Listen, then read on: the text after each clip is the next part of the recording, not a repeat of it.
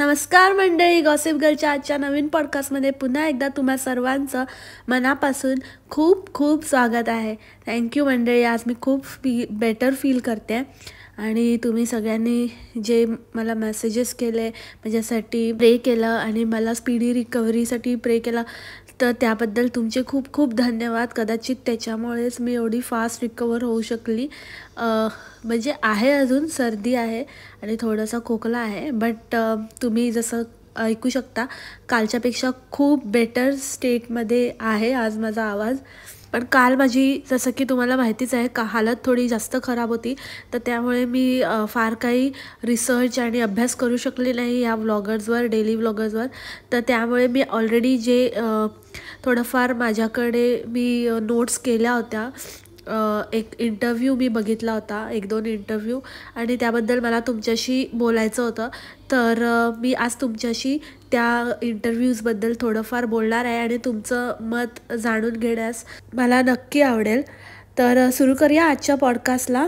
तर सर्वात पहिले, हल्लीच मी एक इंटरव्ह्यू बघितला होता आपल्या मराठी ॲक्ट्रेस आणि आपल्या चक्षुमन बिचारे यांच्या खास फ्रेंड आणि नेबर सुप्रिया पाटबंधारे यांचा. जेव्हा यांच्या मुलाचं हॉटेल, ह्यांनी जे एक हॉटेल म्हणा किंवा हातगाडी म्हणा, काही म्हणू शकता, ट्रकर्स काहीतरी असं चालू केलं होतं, ते एकदा नाही, दोनदा नाही, तिसऱ्यांदा बंद झालं आणि त्यांनी आता परत चौथ्यांदा ते रिओपन केलं आहे. तर त्याबाबत त्यांनी एक इंटरव्ह्यू दिला होता आणि हा इंटरव्ह्यू त्यांनी मीडियाला बोलवून देण्यात आला होता. ओके, तर सर्वात पहिले ह्यांनी सांगितलं की सगळ्यात पहिले ते ट्रक, त्यांचा जो फूड ट्रक होता तो बंद पडण्याचं कारण हे होतं की त्यांचा स्टाफच पळून गेला. म्हणजे एकदम एके दिवशी रातोरात स्टाफ गायब झाला, स्टाफ निघून गेला बोजा बिस्तरा उचलून त्यांचा. दुसऱ्या वेळेला असं झालं की त्यांच्या आईची तब्येत खालावली आणि मग नंतर त्यांचं दुःखद निधन झालं, त्यामुळे त्यांना ते हॉटेल बंद करावं लागलं. तेव्हा त्यांनी एक हॉटेल सेटअप क्रिएट केला होता फूड ट्रक बंद करून. तर ते त्यांच्या आईच्या निधनामुळे त्यांना ते बंद करावं लागलं. आणि तिसऱ्या वेळेला ते म्हणतात की जेव्हा स्टार्ट केलं तेव्हा कोणीच नव्हतं त्यांच्याबरोबर मदतीला आणि त्यांच्या मुलाच्या हातावरती वाफ आल्यामुळे त्याचा हात थोडासा बर्न झाल्यामुळे त्यांना परत ते बंद करावं लागलं, कारण का एका हाती होत नव्हतं काम. So they had to close the hotel. तर आपण आता 1 बाय 1 ह्यांच्या एकेका पॉईंटवर डिस्कशन करूया. तर फर्स्ट पॉईंट ह्यांचा असा होता की पहिल्यांदा त्यांनी हॉटेल ह्यासाठी बंद केलं की रातोरात स्टाफ पळून गेला. चला, मान्य आहे, तुम्ही एकाच फॅमिलीमधली लोकं कामासाठी ठेवली होती आणि ती फॅमिली रातोरात गायब झाली. पण असं काहीतरी झालं असेल, राईट, की त्यांना सोयीसुविधा नीट पुरवल्या जात नसतील किंवा काम खूप जास्त प्रमाणात करून घेतलं जात असेल किंवा त्यांना वेळच्या वेळी पगार मिळत नसेल, काहीतरी असेल की ज्याच्याने ते लोक रातोरात निघून गेले. नाहीतर तुमचे जर एवढे संबंध चांगले असतील, जर तुम्ही त्यांना चांगली वागणूक देत होतात, सर्व काही व्यवस्थित करत होतात, तर सगळेच्या सगळेच माणसं नालायक नाही निघू शकत ना. एखाद्याने तरी तुमच्याजवळ येऊन कन्फेस केलंच असेल की बाबा हे प्रॉब्लेम्स आहेत किंवा असं काही आहे. आणि चला ठीक आहे, जर नाही आणि ते असे पळून पण गेले, तरी पण थोडे दिवस तुम्ही ते हॉटेल आपल्या स्वतःच्या बळावर थोडंसं त्रास उचलून, थोडे अजून एक्स्ट्रा एफर्ट टाकून चालू ठेवूच शकला असतात. आता आपला बघा ना, झमुरा कसा कधी कधी त्याची आता सगळे कल्टी देतात, तेव्हा तो आणि त्याची बायको कसं तरी सांभाळून घेतात आणि करतायत फॉर वॉट एव्हर रिझन. कसं पण त्यांना जसं जमतं तसं तुटकं फुटकं करून घालतायत, ते करतायत. तर त्याप्रमाणे तुमचा तर एवढा मोठा सेटअप होता आणि तुम्ही तर तुमच्या मुलाला एवढं UK जाऊन पाठवून शिकवून आणलं. तर फर्स्ट ऑफ ऑल, जर तो UK मला हे कधी पटलंच नाही की UK एवढा पैसा खर्च करून आल्यानंतर इथे येऊन पावभाजीची गाडी टाकणं. फर्स्ट ऑफ ऑल, पावभाजी इथे गलीनुक्कडचं कोणीही, घरातली एक घरगुती गृहिणी स्त्री पण पावभाजी बनवते. सो मला नाही वाटत की ही खूप मोठी बिग डील आहे की त्याने अजून काहीतरी तो बेटर काम करू शकला असता. आपल्या इथे इंडस्ट्रीमध्ये जवळचंच उदाहरण घ्यायचं झालं तुमच्याच इंडस्ट्रीमधलं, तर अशोक सराफ यांचा मुलगाही त्यानेही हॉटेल मॅनेजमेंट केलेलं आहे आणि तो एका आता चांगल्या पोझिशनवर आय थिंक अब्रॉडमध्येच जॉब करत आहे. तर जेव्हा आपण एवढा खर्च केला आहे मुलावर आणि त्याला बाहेर पाठवलं आहे, बाहेर गावी शिक्षण खूप एक्सपेन्सिव्ह असतं. One of the most expensive things in abroad is education. तर एवढं आपण आपलं सगळं जवळजवळ आईवडील विकतात, गहाण ठेवतात आणि त्यानंतर मुलांना शिकवतात. तर ते पावभाजीची गाडी काढण्यासाठी तर नक्कीच नाही. म्हणजे मी कमी लेखत नाही आहे, अजिबात कमी लेखत नाही, पण मला फक्त इतकंच म्हणायचं आहे की थोडंफार काहीतरी एक्सपिरियन्स घ्यायचा असतो, काहीतरी करायचं असतं. आणि तुम्ही जर एवढं शिकून आला आहात तर मग जरा चांगल्या हॉटेलमध्ये वगैरे किचनचा एक्सपिरियन्स घ्यायचा आणि त्याच्यानंतर स्वतःचा सेटअप उघडायला हवा, असं माझं तरी मत आहे. आणि प्रत्येक माणूस हा बिझनेसमॅन नसतो. बिझनेस हा अंगात असायला लागतो. असं नाही की आज ठरवलं बाबा चला मी दुकान उघडतो किंवा मी रेस्टॉरंट उघडतो, हा बिझनेस करतो आणि उद्या सेटअप केला, तर तो कधीच चालू शकत नाही. तर बाळा, मला असं वाटतं की तू जे काही आता एक्सपेरिमेंट करतोय ऑलरेडी 3दा तर म्हणजे आपटला आहेस तोंडावर. तर फॉर वॉट एव्हर रिझन तुझ्या आई सगळीकडे इंटरव्ह्यू देत फिरत असते. एकतर ह्या लोकांना इतकं प्रिव्हिलेज आहे बाबा की तुम्ही एक नोन फेस आहात आणि तुम्ही मीडियासमोर येऊ शकता, मीडियाला बोलवू शकता, मीडियाला सांगू शकता की आमचा इंटरव्ह्यू घ्या आणि तुम्ही लोकांना अपील करू शकता की आमच्या रेस्टॉरंटमध्ये या, माझ्या मुलाचं रेस्टॉरंट. एवढं एक्सपोजर तुमच्याकडे आहे तरीही तुमचा बिझनेस चालत नाही आहे. So there is something lacking majorly. ते तर आहेच, तुमच्याकडे मीडियाचा सपोर्ट आहेच, प्लस तुमचे सो कॉल्ड सेलिब्रिटी फ्रेंड्स पण आहेत तुमच्याबरोबर. ते लोक पण म्हणजे माउथ पब्लिसिटी करतात, ते लोक पण येतात, त्यांच्या व्हिडिओज थ्रू, त्यांच्या इंटरव्ह्यूजमध्ये वगैरेही ते तुमच्या बिझनेसचा उल्लेख करतात. तर तुम्हाला एवढा सपोर्ट असूनही चालत नाही आहे म्हणजे you should seriously think over it. तर मला असं वाटतं की तुमचा जो मुलगा आहे त्याने इन्स्टेड ऑफ म्हणजे आता सध्या तरी हा बिझनेस वगैरे हे आयडियाज बाजूला ठेवून एका किचनमध्ये, एका चांगल्या नामांकित हॉटेलमध्ये वगैरे जॉब करून किचनमध्ये थोडा एक्सपिरियन्स घ्यावा, थोडं तिकडच्या टेक्निकॅलिटीज समजून घ्याव्यात. त्यामुळे तुम्हाला जो काही लॉस झाला आहे आता सध्या तोही रिकवर होईल, काही अंशी तरी रिकवर त्याला करता येईल. आणि मग तो एकदा रिकवर झाला की he can come back with the idea of this business and the restaurant setup or food truck with an experience. आता वळूया दुसऱ्या रिझनकडे. दुसरं रिझन ह्यांनी असं सांगितलं की ह्यांच्या आईचं निधन झाल्यामुळे त्यांना रेस्टॉरंट बंद करावा लागला. अरे, असा कुठचा बिझनेसमॅन असतो की ज्याच्या घरात प्रॉब्लेम येत नाहीत? सगळ्यांच्या घरात प्रॉब्लेम येतात, पण म्हणून काही ते आपलं दुकान बंद करत नाहीत, आपलं शटर बंद करत नाही. आणि आपले आईवडील वगैरे एखाद्या वेळेला आपण समजू शकतो, पण जेव्हा एखादा ट्रू बिझनेसमॅन असतो ना, ते आपल्या घरातही काही झालं तर फार फार 1-2 दिवस आपलं दुकान किंवा त्याची रोजीरोटीच त्याच्यावर अवलंबून असल्यामुळे त्याला ते परवडूच शकत नाही. तो 1-2 दिवस बंद करेल आणि तिसऱ्या दिवशी ही हॅज टू ओपन, कारण का नाईलाजच तो काम होईना पण त्यांना ते ओपन करावंच लागतं, कारण त्यांचं पोट आहे त्याच्यावरती. त्यांना माहिती आहे, ती निकड आहे त्यांची, त्यांना माहिती आहे की ह्याच्याशिवाय आपल्याकडे दुसरा काही पर्यायच नाही. तर तुझी तर ती आजी होती, तुझ्या आई वडील होते तिथे, सगळं सांभाळून घेत होते, इतर रिलेटिव्स पण असतील. ह्या मुलाने ते रेस्टॉरंट बंद करून बसण्याचं कारणच काय? मला मुळात हेच कळलं नाही. आणि मला असं वाटतं ही बाई सुप्रिया पाडवंदारे त्या मुलाला कुठे ना कुठेतरी सतत पाठीशी घालते. बाई, ही मेन बिझनेसची आयडिया मुळात कोणाची येते आधी सांग? बिझनेस तू चालवते की तुझा मुलगा चालवतो? तू शिकून आले की तो शिकून आलाय? किचनमध्ये तो काम करतो की तू काम करते? ते एकदा काय ते क्लिअर करा, कारण तुमचं जे ओव्हरऑल जे एक्सक्युजेस आणि जे काही बाहेर पडतंय ना, त्याच्यावरून असं वाटतंय की त्याला काय आहे काय नाही काय. आई कशामध्ये तरी बिझी झाली की हा आपला काम करणं सोडून देतो, असं एकंदरीत वाटू लागलंय. म्हणजे आईच्या जीवावरच सगळी भिस्तंय की काय. आता तिसरं कारण की मग त्यानंतरही जेव्हा त्यांनी ओपन केलं तिसऱ्या वेळेला, तेव्हा त्या मुलाच्या हातावर 2-3 दिवसानंतरच हातावरती वाफ आली आणि मग ते रेस्टॉरंट त्यांना परत बंद करावं लागलं आणि त्यामध्ये त्यांचं खूप भारी नुकसान झालं. कारण ऑब्व्हियसली 3-3दा बंद झाल्यानंतर लोकांचाही कल कमी होतो ना आणि त्यांचा दृष्टिकोन बदलतो तुमच्याकडे पाहण्याचा. हे काही सिरियस नाही तसं वाटू लागतं. चला त्यावरही मी उपाय देऊ शकते, पण काय माहिती आता ज्या लोकांना एक्सक्युजेसच द्यायचे आहेत तर त्यांना काही ऑल्टरनेटिव्ह देऊन काही उपयोग नाही आहे. तुमच्या ओळखीची एवढी माणसं आहेत, एवढी लोकं तुमच्याकडे फक्त खायलाच येतात का? तुमच्या मुलाच्या निगराणीखाली 2-4 लोकं हेल्पला घेऊन तेही काम करू शकत होते ना. तुम्ही स्वतः करू शकत होतात. तुम्हाला थोडंफार बेसिकचं जेवण बनवताच येत असेल ना.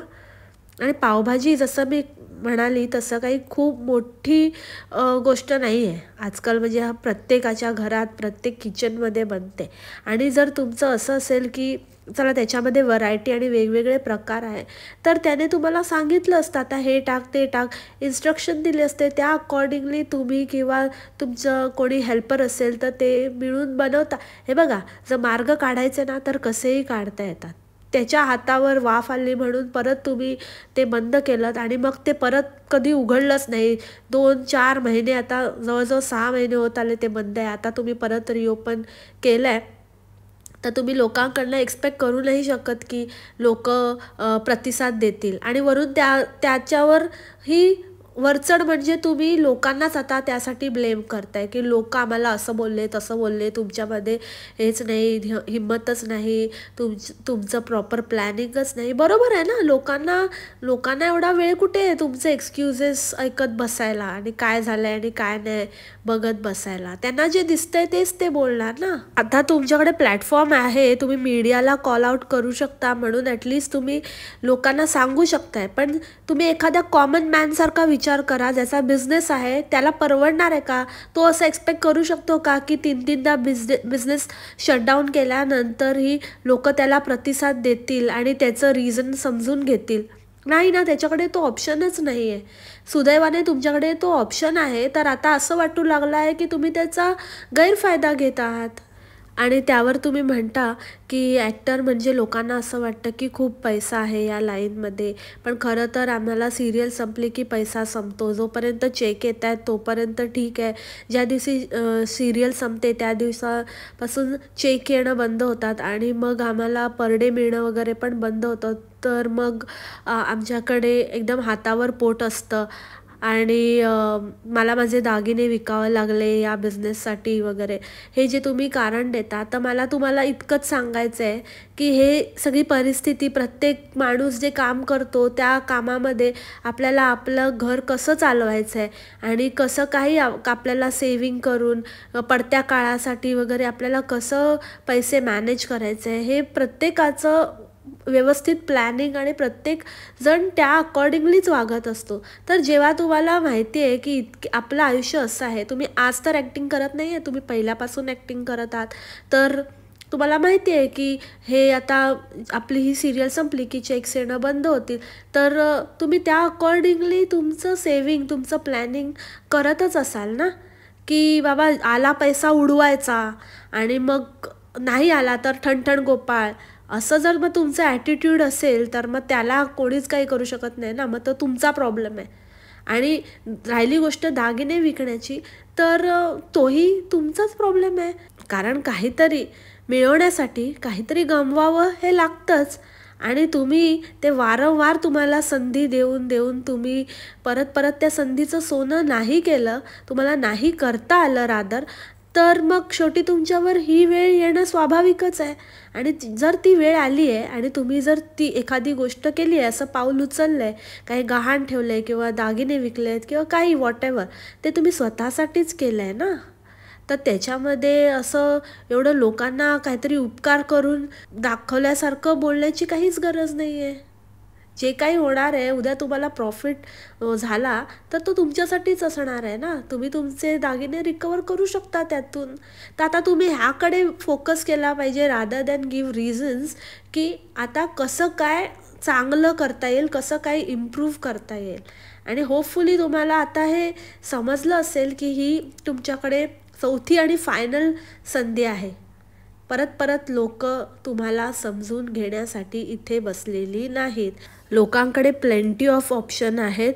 ह्या महानगरांमध्ये तर इतके रेस्टॉरंट्स आणि इतके व्हरायटी ऑफ फूड आहे आता, म्हणजे जागोजागी ते फूड गलीज आणि खाऊ गल्ली क्रिएट झाल्या आहेत. त्याच्यामुळे लोकांना काही फरक पडत नाही. फरक तुम्हाला पडतो. आणि ह्या एवढ्या कॉम्पिटिटिव्ह दुनियेमध्ये, ह्या कॉम्पिटिटिव्ह बिझनेसमध्ये कसं सर्वाईव्ह करायचं ह्याकडे आता तुम्ही जास्तीत जास्त फोकस केला पाहिजे. आणि लास्टली मला हे सांगायचं आहे की जेव्हा तुम्ही सांगितलं ना की लास्ट टाईम जेव्हा आमचं रेस्टॉरंट बंद पडलं त्यावेळेला आम्हाला इतकं खाण्यापिण्याच्या गोष्टी फेकून द्यायला लागल्या, मसाले फेकून द्यायला लागले, मगज पेस्ट, काजू पेस्ट आणि बऱ्याच काही अशा गोष्टी होत्या त्या आम्हाला सॉसेस वगैरे फेकून द्यायला लागले. इतके आम्ही कुठे वापरणार. अहो मग ते कोणाला तरी देऊन टाकायचे. दुसरे आजूबाजूला जर कोणाचा रेस्टॉरंटचा सेटअप असेल हे तुमच्या फ्रेंड्समध्ये विचारायचं की कोणाला काही हवं आहे का, कोणी कुठे देऊ शकतं का. असं किती लोकांनी घेतलं असतं, सहज घेतलं असतं. पण जर तुम्ही त्यांच्याकडनं पैशाची अपेक्षा करत असाल तर वेगळी गोष्ट आहे.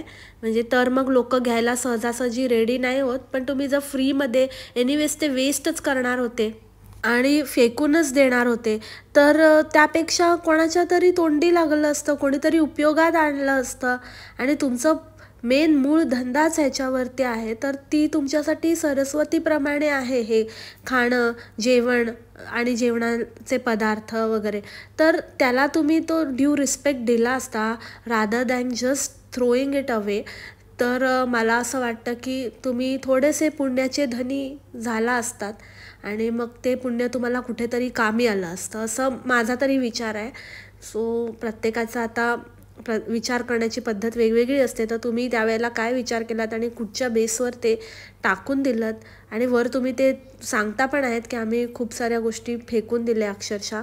So that is really saddening. आणि हो, मूळ मुद्दा राहिलाच की जेव्हा यांना विचारण्यात आलं की तुमचं ह्या क्रुशियल काळामध्ये तुम्हाला कोणी कोणी मदत केली, कोण तुमच्या पाठीशी उभं राहिलं, तेव्हा यांनी दुनियाभरची इंडस्ट्रीतली नावं घेतली. पण चक्षुमन बिचारे यांच्या नावाचा च ही काढला नाही. ओ ले ले ले ले ले बापरे, सुप्रियाताई ये तूने क्या किया बिचारे. असो, यातनंच आपल्याला माणसाचा मूळ स्वभाव खरा कसा आहे ते कळतं. शेवटी ज्यांच्याकडनं जास्त आशा असते, जास्त होप्स असतात ना, तशाच लोकांना लोक मस्का मारतात. हे बिचारे काय बिचारे आहेत, त्यांना काय नाव घेतलं काय नाही घेतलं काय फरक पडतो. त्यांच्याने आपल्याला काय फायदा होणार नाही तर उगाच कशाला त्यांना चढवा.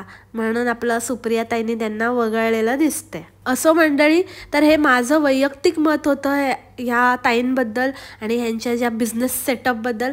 तर तुमचं वेगळं असू शकतं. तुम्ही त्यांचे जर फॅन असाल आणि तुम्ही माझ्या मताशी सहमत नसाल तर just ignore and move on. तर आय होप तुम्हाला आजचं माझं हे वेगळ्या टाईपचं, वेगळ्या विषयावरचं पॉडकास्ट आवडलं असेल. असाच अजून एक विषय माझ्या डोक्यात आहे की सध्या मी अजून एक इंटरव्ह्यू बघितला होता ज्याच्यामध्ये मुलं होण्याबाबत एका व्यक्तीने, असाच एका नामांकित व्यक्तीने एक वक्तव्य केलं होतं की करिअरसाठी तिने मूल न होऊ देण्याचा निर्णय घेतला आहे. तर त्याबद्दल मला तुमच्याशी थोडंफार बोलायचं आहे. तर तुम्हाला कसं वाटतं ते मला नक्की सांगा. तुम्हाला आवडेल का आपण त्या विषयावरती थोडी चर्चा करूया का, तर मला कॉमेंटमध्ये नक्की कळवा.